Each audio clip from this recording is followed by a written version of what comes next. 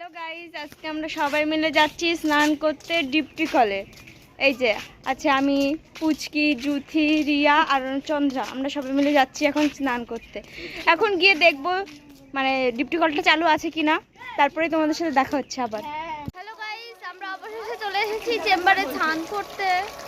দেখো অবশেষে এত কষ্ট করে আসার পর দেখতে পাচ্ছি চেম্বার বন্ধ।